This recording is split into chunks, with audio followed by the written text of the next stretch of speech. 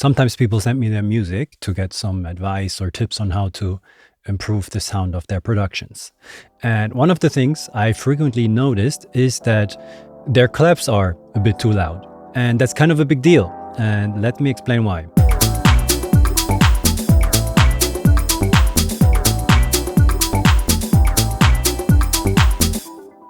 Let's listen to this drum groove right here. There are a few problems, but let's just listen to it at first.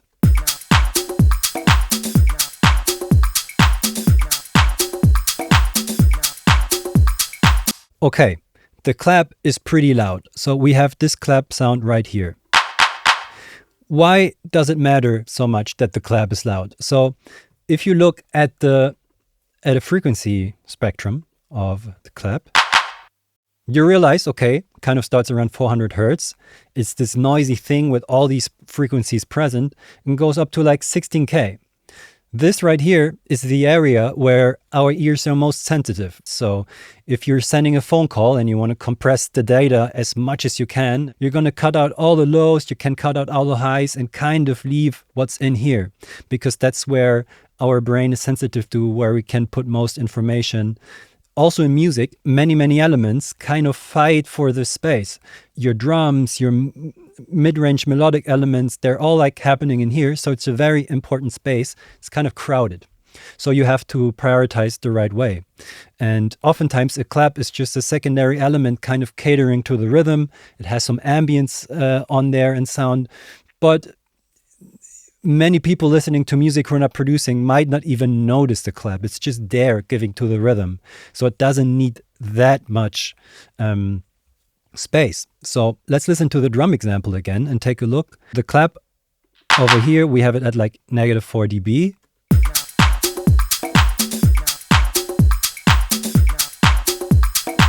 Let's bring it down to like -8.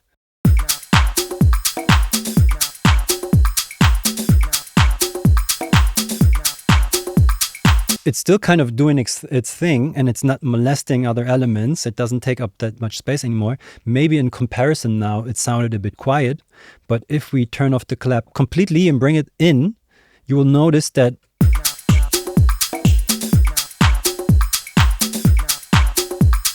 it doesn't seem too quiet anymore. Maybe you want a bit more, a bit less. It's not about that. It's more, okay, a clap is a secondary sound. It can take a backseat. It's not what you want to grab people's attention usually, or maybe you do, and then go ahead and do that. But that's kind of something important. Secondly, also thinking of loudness and what you're going to feed into a compressor. Kick and clap usually play together. If the clap is too loud, you're going to lose a lot of headroom because it's going to be above your kick. So maybe the loudest part of your track even. So that's another thing to keep in mind on a side note. All right, so prioritizing sounds the right way. Clap can be a bit more quiet. We had these percussion sounds in here, right? We have this conga loop. And then there were some percussion sounds in this drum rack as well.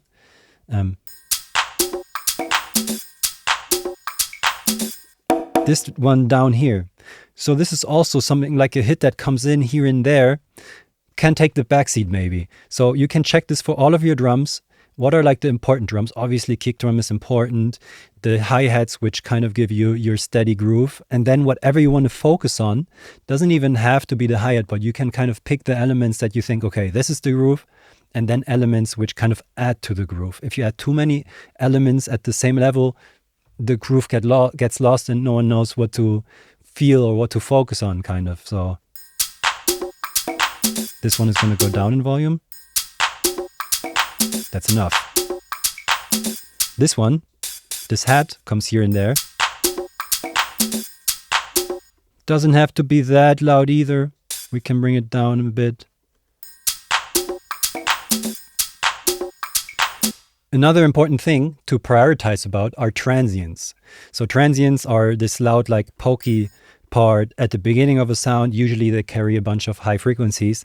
Here we have this triangle, which is super clicky. And it adds this little vibe to the drum groove, but it shouldn't poke through that much because it's not like this leading element. But once something has transients, nice and clear transients, it will grab your attention more. So maybe you should get rid of this transient right here. And there are some ways to do it. We could chop it off with some saturation like tape, compression. We could do a fade in, or we just move this thing a bit over here, give it a bit of a fade in to not have a click. Compare this.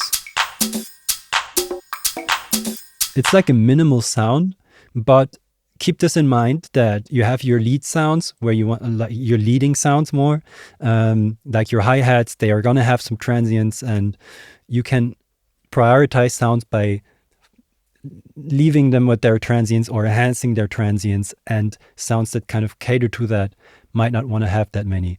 Also things, the more transients they have, the tighter things have to be, because if you have two transients, they should kind of overlay in order not to sound weird. So transients are important when you're deciding to prioritize. Staying with transients for a second, I feel like sometimes or often people forget that not only drums have transients, also other sounds. So for example, this arpeggio over here, coming from a Juno. It's a cool sound. It's pretty clicky. Maybe we can take a look at the waveform.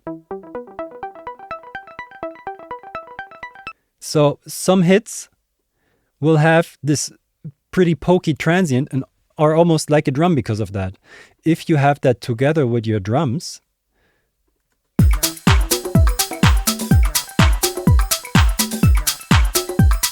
super weird. Like it's all over the place, not knowing what happened.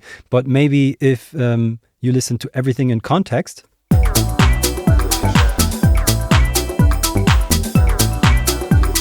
it doesn't seem that bad, but it's still not great. So you should consider, okay, I'm bringing in this element. Either I have to mix it in a way that it works with the other elements and it doesn't crash, or I have to take out an element. So for example, listen to what happens if I take out the conga.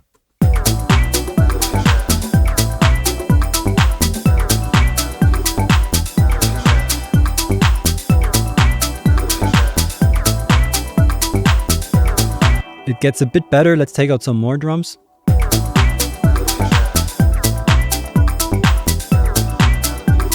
The tambourine.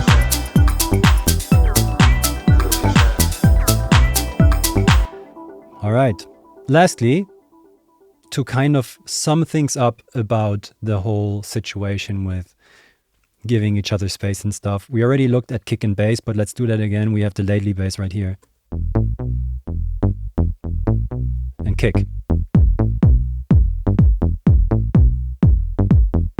So I did some EQing on here because if you listen to the kick by itself, let's take this out for a second.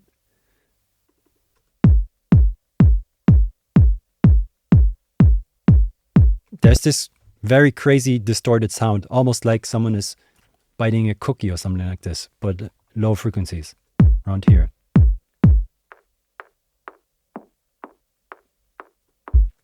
Our lately bass also has all these frequencies present, so they're kind of messing with each other.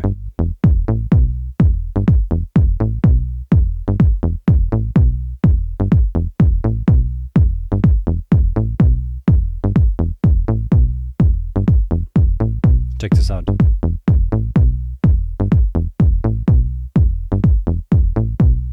We might even be able to take some out down here.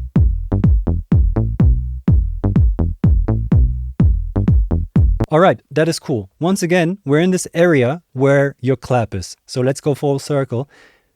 This area is so important. Starting with the bass and the kick, they even also are kind of fighting for this space. And then we brought down the clap and volume, which will have a positive impact on all of that.